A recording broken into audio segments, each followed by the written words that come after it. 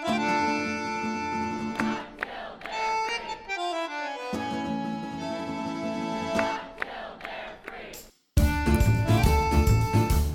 yay, oh yay, oh yay, oh yay, oh yay. Willkommen, bienvenue, welcome.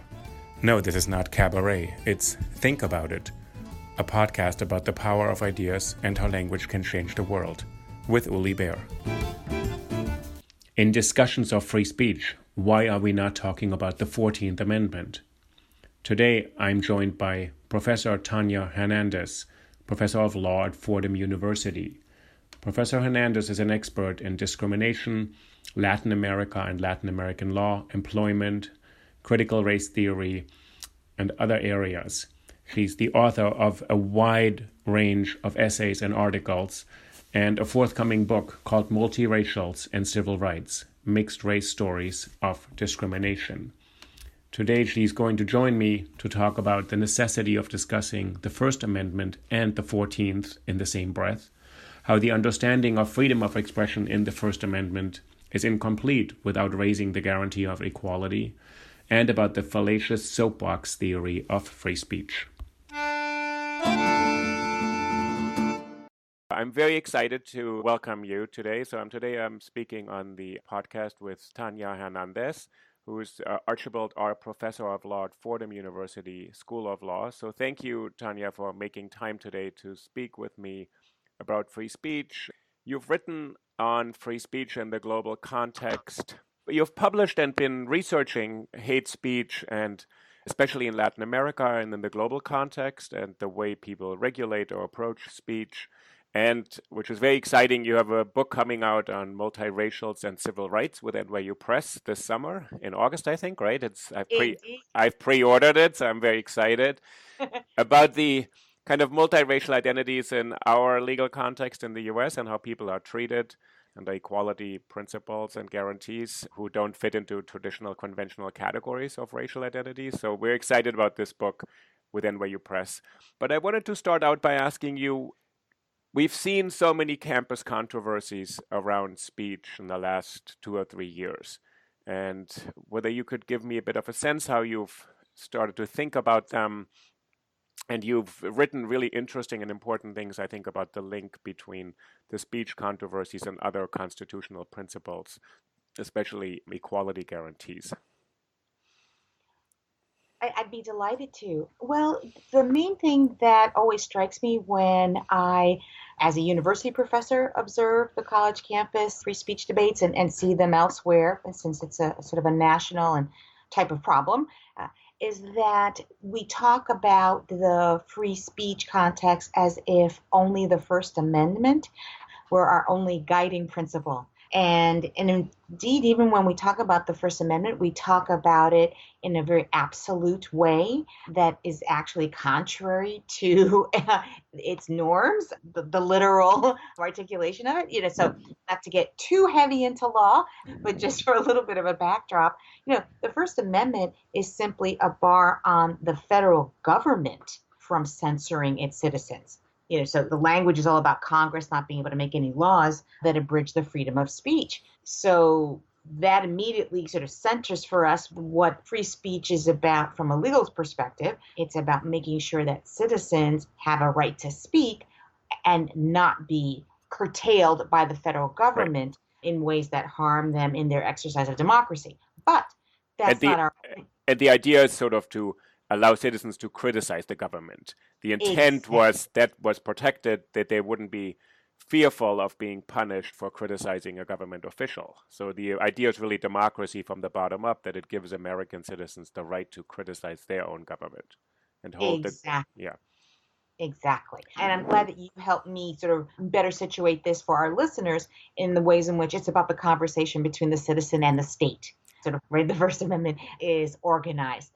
But even if we were to say, all right, well, that's all well and good, but this helps inform the way in which all of us, with regards to other institutions, should be treated as well, and with respect to one another, that if it's even not legally mandated, it certainly should inform our practices with one another.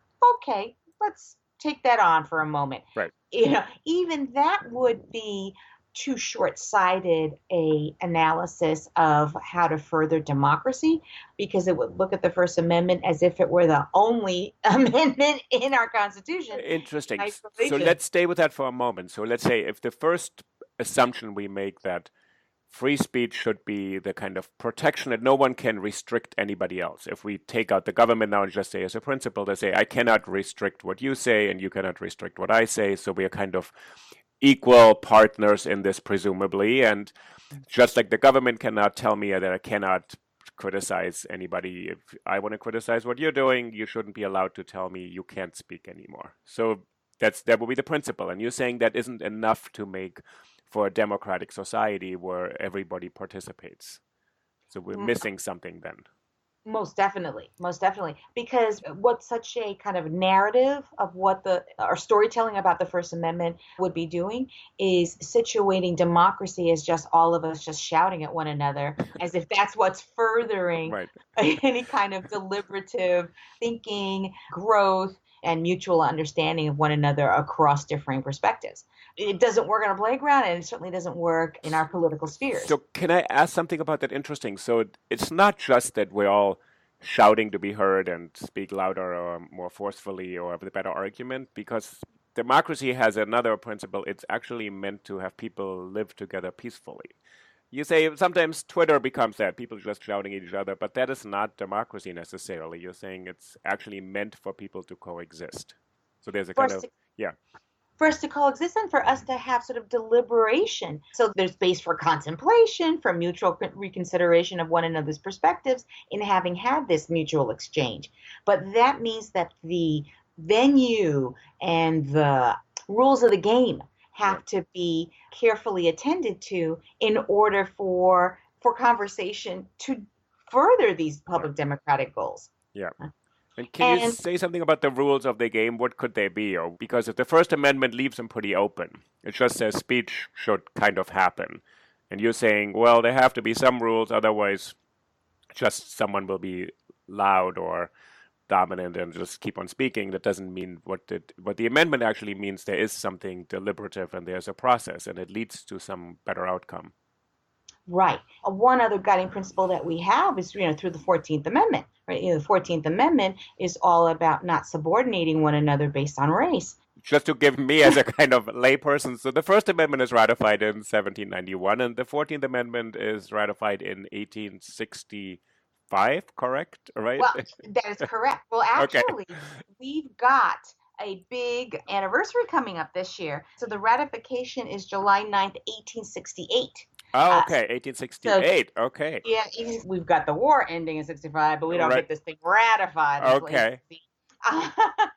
And so we've got a 150-year, celebration going on this year. Okay, you're the first person to invite me to this anniversary party. I'm really grateful. I did not know. Well, it may be that my colleagues and I at Fordham may be some of the only people actually talking about celebrating it. But yes, it is worth celebrating. Yeah. So yes, 150 years. And what the 14th Amendment is sort of literally focused on is not denying any person the equal protection of laws.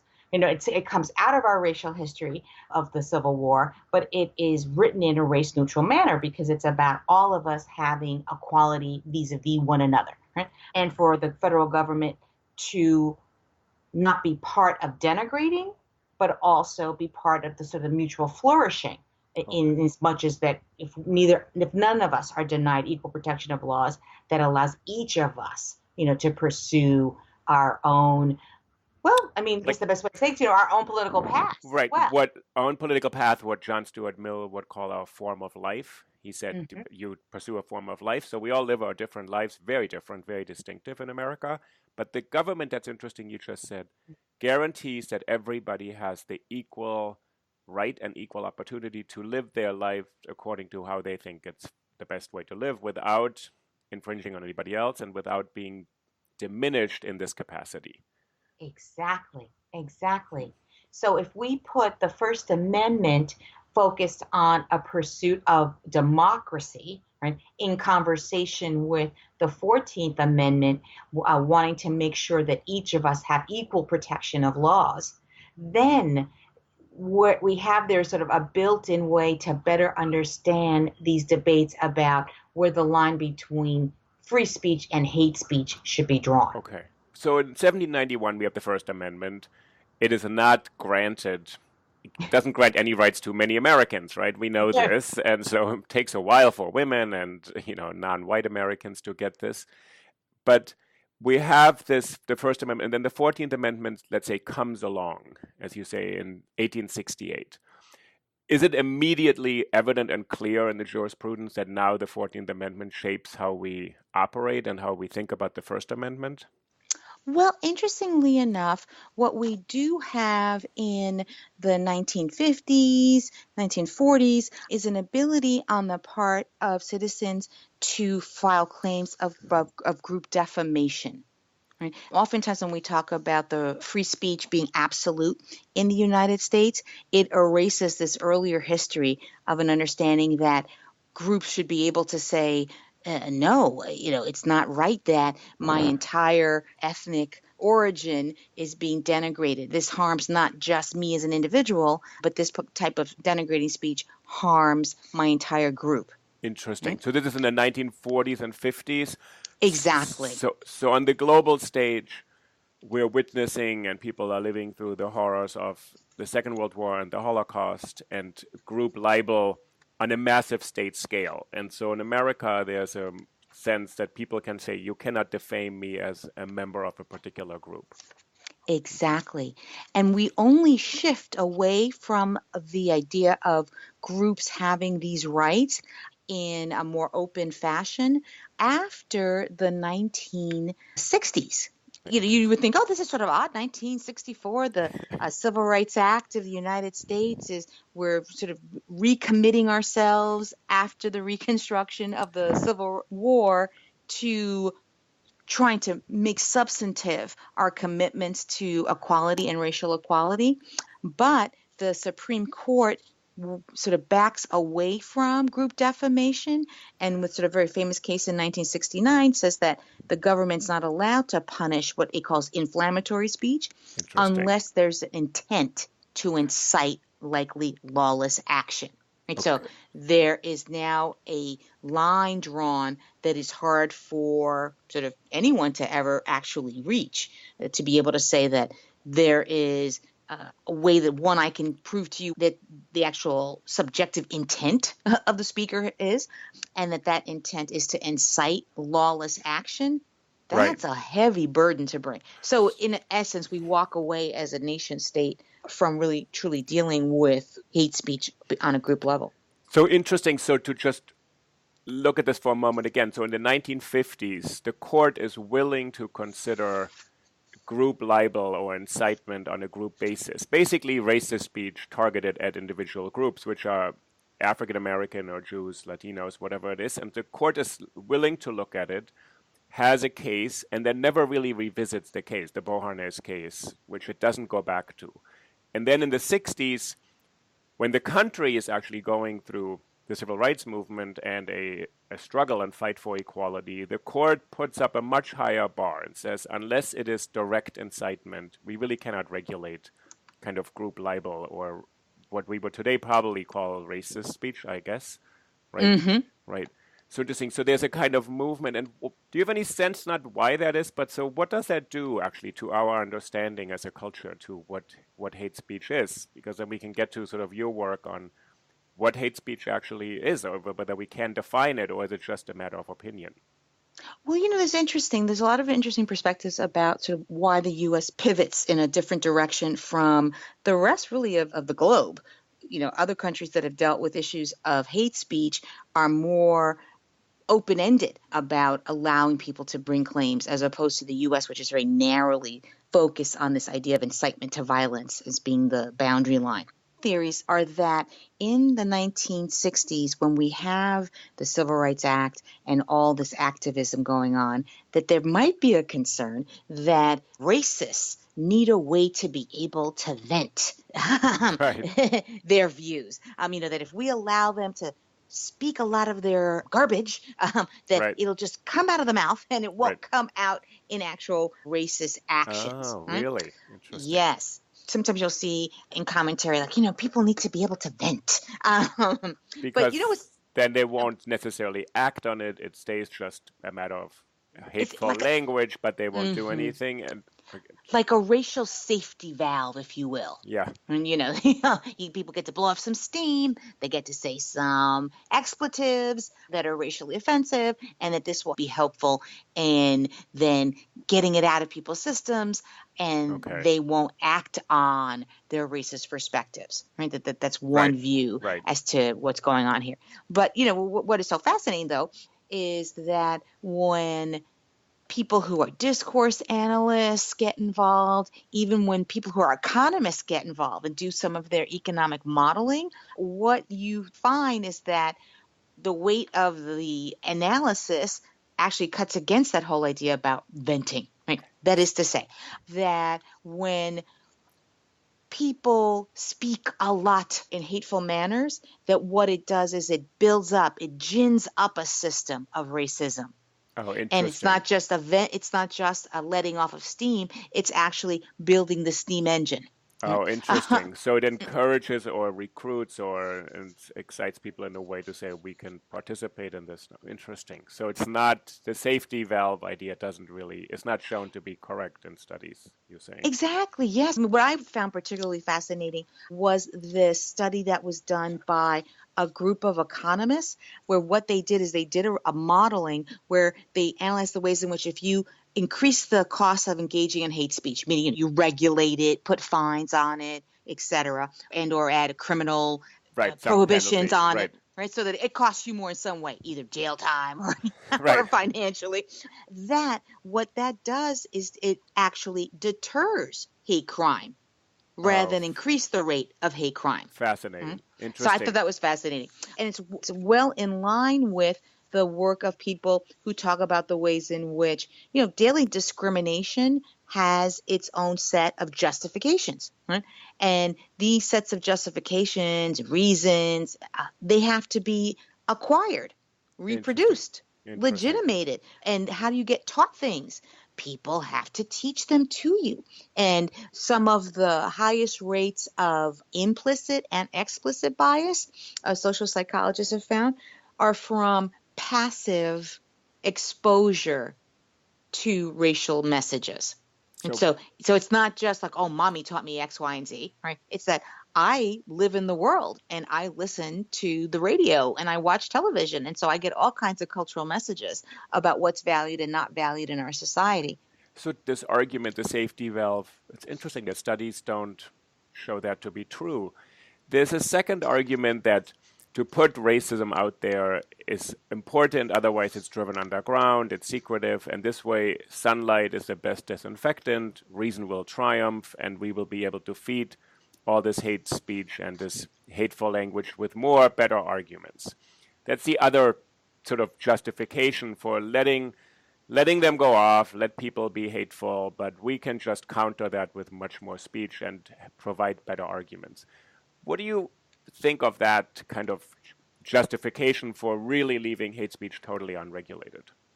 Well, I mean, what it leaves unaccounted are several things. First, it acts as if the ongoing propagation of the hate speech itself has no harms. That while we're letting Right. people doing their venting, nothing bad is actually happening. And so the problem is that what we see, we've got our World War II. Right. We have the Bosnian genocide. We've got the Rwandan genocide. Right. Right? So we've got lots of documentary evidence that shows us that the venting, the ginning up of racial messages actually facilitates the genocide of people based on those racial messages. People just don't wake up and decide, I think I'm going to hate the Tutsis in Rwanda. Right. And start, the people who were witnesses to the genocide talked all about you can see it in the oral histories of all of this, how on the radio, Right. there were tons of these messages about racial hate. and the encouraging of the racial violence right before it actually happened. It wasn't something that was just, how shall we say, correlated, but there was no causation.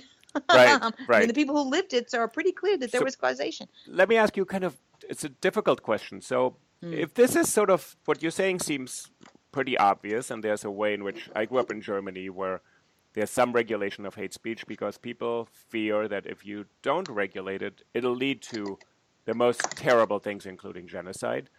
In the United States, people think if you do regulate speech, it will lead straight to totalitarianism. There's this strange kind of reversal of the argument. They're saying, oh, if we restrict anything, that soon everything will be forbidden. We'll live under dictatorship. So, but why do you think in America there isn't an awareness that what you just said, that to be surrounded by hate speech, to have that message every day, that you are learning to think in a certain way, that especially kids could be indoctrinated or taught how to think of other people? Sort of what's the resistance to this realization, or is it just there are different studies, or to get to where we are from the late 60s, as you said, when the court really becomes very reluctant to regulate or consider hate speech, to today? I think part of what we see happening here is that the national self-image, right, is one of, we fought our racial battles, right? We had our Civil War, we had our Civil Rights Movement, and now we are the leaders, right, as far as the path to equality. We have evolved civil rights laws. We go out into the world and try to model to the world the best way to move forward. We're not as bad as South Africa. We moved beyond Jim Crow segregation long before they did. Oh, And so interesting. there's this image like, yeah, we were bad, but now we're great. Interesting. Yes, I haven't thought about it this way. Right, in the global context, that America could say we've solved these issues. Exactly. We had a black president. Where's yours? Right. Well, we haven't had a woman president. Okay, there's one more to go, right? Well, this is the thing about narrative and myth making, right? Right. It somewhat falls apart when you push a little bit further. Right. But that's interesting. That's an important self-understanding of America. Do you think that's because to acknowledge that we haven't really made that much progress, or there's still many members of our society who haven't really benefited from this, and this narrative is not quite true? Is that too complicated a story, or is it too negative a story? Well, I would be the last person to say there's been no progress. There definitely has been progress. But to act as if we don't have to be vigilant and concerned about the ability to have all our progress sort of just slide away, right, would be mistaken. And part of, I think, of this myth making is also a myth making about what free speech is, right? There's this notion of, I stand on a soapbox or my Twitter account and I get to say whatever it is I want, and that's free speech, right? But Right. that is not exactly free speech if we think about it from the perspective of the First Amendment, which is about, the pursuit of a rich, dynamic democracy. Right? Following way, the image of each individual getting on their soapbox or their Twitter account, what it misses is the role of power and hierarchy. Me blabbing away on Twitter is not quite the same thing, right, as the President of the United States doing it. Right? There's a power differential and an access issue to the public audience and the ability to try to be persuasive that is missing. Each of us shouting at each other is not free speech in the democratic perspective of things. Interesting. Yeah. So how does the consideration of the 14th Amendment, the equality guarantees, shape then a different, I think what you would say maybe a more proper understanding of the First Amendment? Well, yes. If we then put the 14th Amendment in conversation with the First Amendment, what we then see is sort of a greater nuance about what facilitates a true democracy. Right? We could look at some of the thoughts of people who've spent a lot of time analyzing these things, of critical race theorists who have been long concerned about these issues of free speech not being complicit in the propagation of racism in our society. And in particular, one person I immediately think of is Mari Matsuda, one of the many critical race theorists who have been thinking about these issues of free speech. And she says, college campuses could organize themselves around sort of three central themes, right? They could ask whether or not there's a message that is one of racial inferiority. Right? Not all things that make us uncomfortable or feel like insults are necessarily problematic from a hate speech or a democracy perspective. Right. Some people can be offensive, but it's not necessarily about racial inferiority. Okay. And that isn't so difficult to attend to. People think, oh, it's so hard to know what's just offensive and what's just hate speech. Well, if we're talking about some people being innately inferior, right? I don't think that's so hard to figure out. Right. And we have a history actually in many countries where this is part of a central racist kind of ideology. So this is the first criteria. If people are considered and labeled as innately inferior as a group, that would be Mary Matsuda's first criteria, right? Then exactly, right? And then her second criteria is to look at whether the message is actually directed at a historically oppressed group. Right? Because there's always this concern, oh, well, what if someone who's in the oppressed group is upset, right, about the subordination, and so they speak back and Right. they say something against the elite that is in power. Isn't Right. that hate speech too? Right. Well, no, because of the power differential. Oh, right? interesting. Interesting. Hey, how is it that someone who is beleaguered, belittled, and has no power saying something at all, they're too far below you in many respects to have their words harming you or having their words be taken to put into action to harm you. Right? So it's important to look at the realities of what the power structures are in our society. And to ask you a follow-up, would you think that colleges would be capable of making those assessments? I mean, we would hope so, I think, but would you think that colleges would be able to understand so that speech that denigrates a group as inherently inferior? Now, the second criteria, speech that targets a group that is in a different power situation from a dominant group.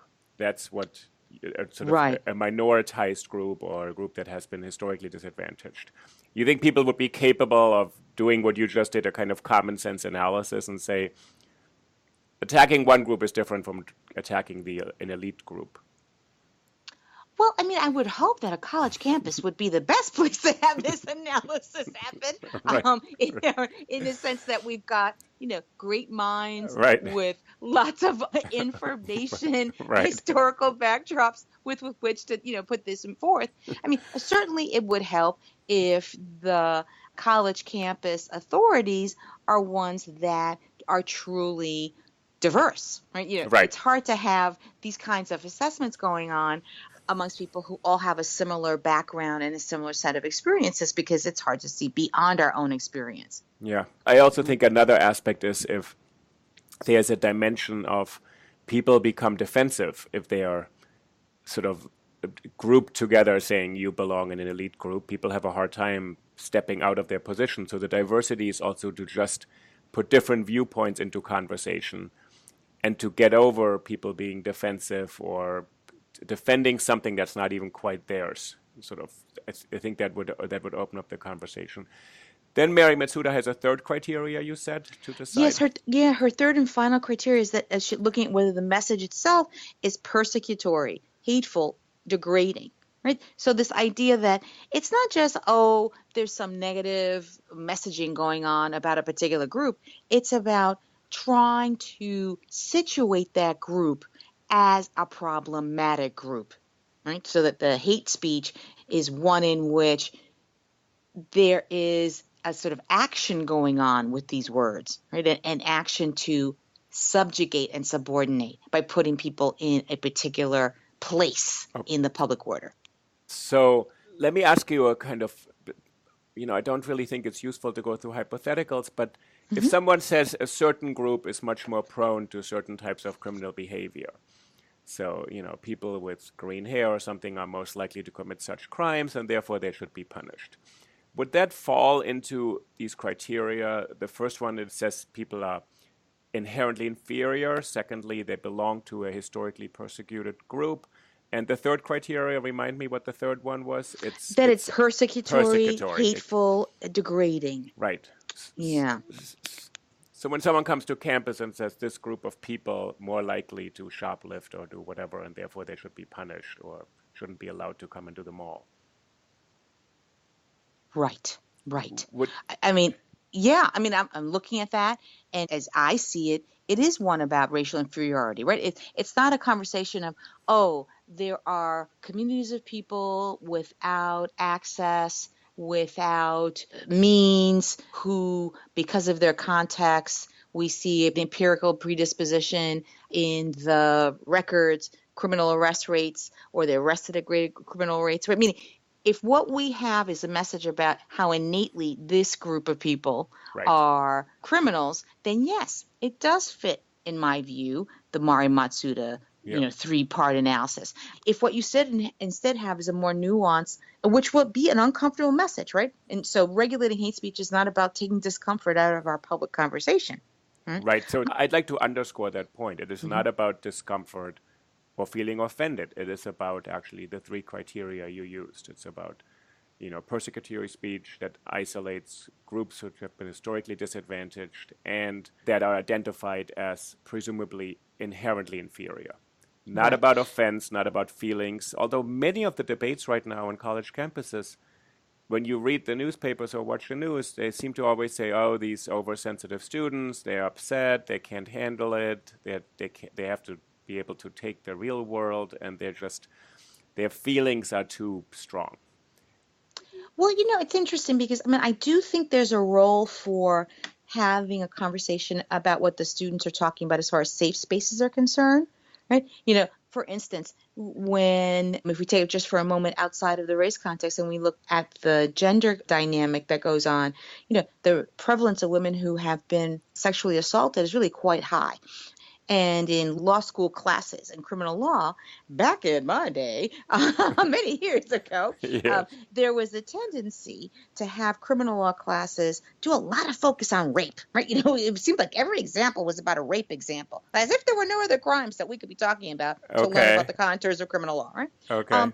And, I certainly would have appreciated having my law professors at the time educated about this idea of some sense of safety in an educational context. Like, meaning, it's not that we shouldn't talk about rape ever, but can we have a little attention paid to the ways in which that can really set off a whole set of almost like a post-traumatic stress syndrome of the vast numbers of women, and if you think 1 out of 3, that's a big part of the classroom, right? That has been in some respects sexually assaulted, let alone the higher numbers that have been exposed to sort of people in their families with these stories, so that it's not just your own individual experience, but it's also sort of the culture of what it means to be female in a sort of sexually violent world.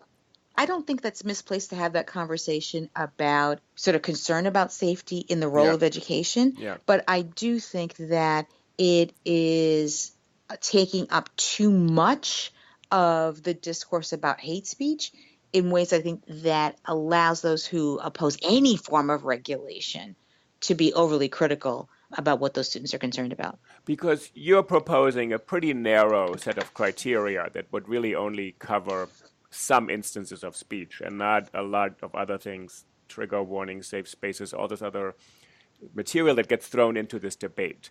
So you've looked at this in the global context and you've looked at the different kind of speech regulations and legislative models.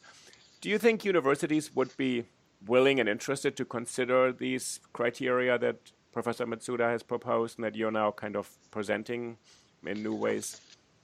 Well, what's interesting to me is that when I've spoken with various university officials in different contexts, they have expressed to me an interest in trying to find ways to navigate this, right? They don't want their universities being held captive to racist messaging. At the same time that they do want to further a rich public discourse.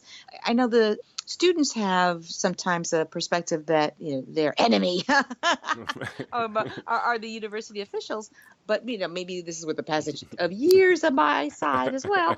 But some of my own direct experience has been with academic officials who are hungry for ways to sort of better attend to these issues, right? It's no longer 1902, right? We are in 2018. Right. And so with that passage of time, there's also been a growth on the part of the public awareness of the academy.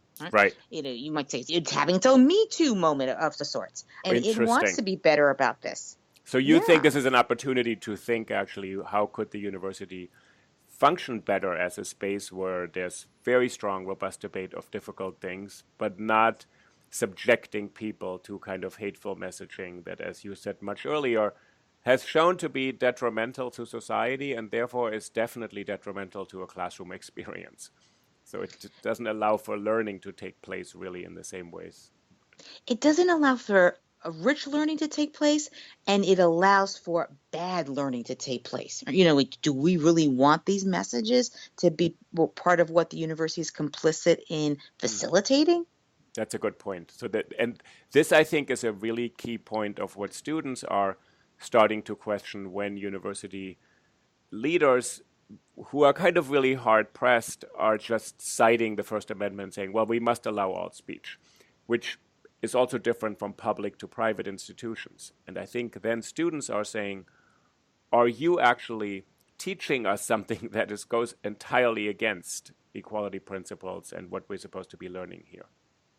I mean, and it's also, in my view, a bit of a cop-out, right? It's this old idea of, well, the public marketplace of ideas. Everybody says whatever they want, and it all gets sorted out, in the end. Well, just like we see in the economic context, the free market, it does not always work so well, right? But we do need some form of regulation if we do not want things to go awry. Right? Well, and to ask you, you teach in a law school, so in your law school class, would you let anybody talk about anything they want when it comes into their mind? So if I want to start explaining to you things about the World Cup right now, would you let me go on in your law school class? Exactly, right? We have parameters all the time. I mean, we have parameters just because of time limitation, space limitation, right? So there are all kinds of ways that all of us are constantly being limited in being able to express ourselves. Right? It would be disingenuous to say that at any given moment we could each all spout whatever we want to. And so, given that there's this time and space limitation, why is it so hard for so much of the public to comprehend the idea that why don't we shape the space in ways that facilitate best form of conversation, growth, and mutual understanding and learning? Yes, yeah, which is what I think we all agree the university is committed to. Can I ask you one more thing about the university? Do you think the university should be a place that models society and so the same rules apply, or should it be a place that's kind of a better version of society where we actually can think more actively about the rules? Because we probably don't think about, but I don't know, in this country right now with the current jurisprudence, I don't think we're going to have any attempt to think about hate speech regulation in a public space, on a sidewalk, in a park. Right. Yeah. What we're going to be looking at now, we're hoping, right, is that so many of our, interestingly enough, the private sector is where we see some of the most dynamic sort of diversity programming going on and commitments to trying to build a better society. Even if it's for their own economic bottom line, we see the private sector more firmly committed these days. And so, circling back to your initial question, I got lost in my ideas about the private sector there for a moment. No, let's just go to could the university be a model for how to think about this, rather than just this is an even more open marketplace. It's even wider. It's because I actually tend to think, what is the university in relation to society? Is it a model for society, or is it just a big extension of the sidewalk? Well, the thing is this, why should we abdicate our role as educators? If you could learn what we want to expose you to out in the streets, why pay us all that money to do it? Right. It seems to me, right? I think that we have a responsibility to model to our students and to provide for them this space, whether it be 4 years, or whatever amount of time that they end up staying in the university. A space in time in which they get to think more deeply about things and then go out in the world and use that degree as public intellectuals, whatever sphere they are in, whether they're in IT, whether they're engineers, whether they're lawyers, right? We're hoping to equip them, right, to actually be public intellectuals, because then what is the degree for? Right. I would even say public intellectual in your everyday life, to have exactly. To have an informed understanding of our country's history, of how language works. what you said importantly about this criteria, so they can't be reversed easily. The second criteria, you said, if it's a historically oppressed group that's being targeted, that means you can't just say, well, there's all equivalences and now we have to restrict all sorts of speech. You're saying this means regulating certain types of speech aimed at historically disadvantaged groups in this country, right? And so to maybe conclude, before I want to talk about your book for a minute, but if a campus is in this unfortunate situation of having a controversy scheduled, usually they know because we have social media, so you know well in advance someone is coming, they were invited, partly for some people to provoke other people. Who should they bring in to figure out what to do? Or who should they talk to? They usually have people on their own campus. Right. I mean, usually there's a sort of already an interest group ready and able to talk to you about why they find a particular speaker problematic, right? So there's usually a built-in set of community members who want to weigh in on the decision, whether it be a racially affiliated group or otherwise. So I don't think that part is so mysterious. Well, I think what can be a little bit more tricky sometimes is whether you can anticipate what the message will be. Some speakers, they've got YouTube channels, and so it's not so mysterious, right? But some other people are provocateurs, but you don't necessarily know what they're going to say. And the question is, do you censor them before they even get to the campus? Do you disinvite them before they even get to the campus?